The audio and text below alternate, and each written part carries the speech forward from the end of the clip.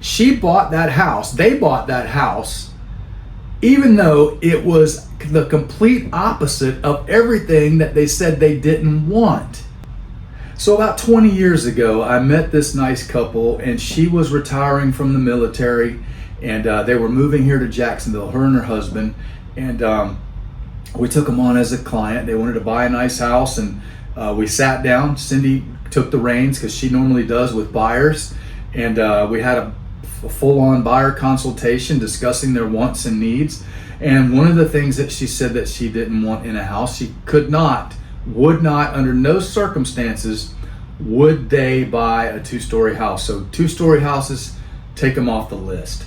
The other thing is they did not want to be on a busy road. They would like to have some space around them in their house for privacy and quietness. So we took that all in effect. Cindy worked with them for about 2 weeks by herself, showing them properties and doing everything. And then all of a sudden, Cindy got called out of town for some reason. I don't know if it was her mom or what, but she had to leave. So I ended up having to fill in for her that week. And the people were coming to town for a second time to look at houses. So I just threw a bunch of houses that fit their criteria in the area that they were looking for, and their criteria being price point.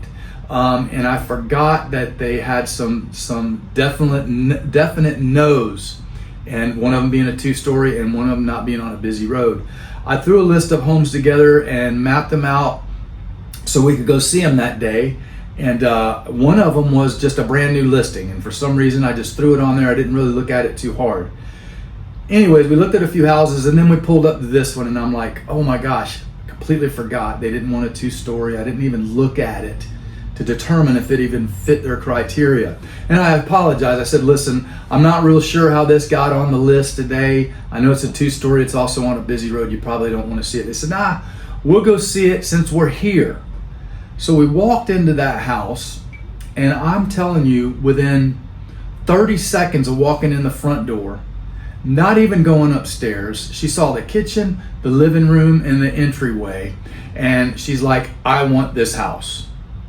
So she bought that house. They bought that house, even though it was the complete opposite of everything that they said they didn't want. I was just completely surprised. They bought it. They loved it. They lived in it for several years. Then they called us eventually. They wanted to sell that house. So we listed it, sold it. They bought another house from us in a city called Fleming Island, which is just south of Jacksonville, the next little county over. And they lived in that house for about 10 years until her husband died. Sad, but she called us to sell that house.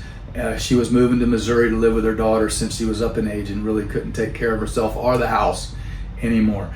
That is what real estate to me is all about. It's when you have those connections with people and they love and trust you so much that they continue to call on you.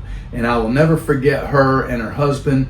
Rest in peace. But really, that is why we're here. That is what makes real estate worthwhile.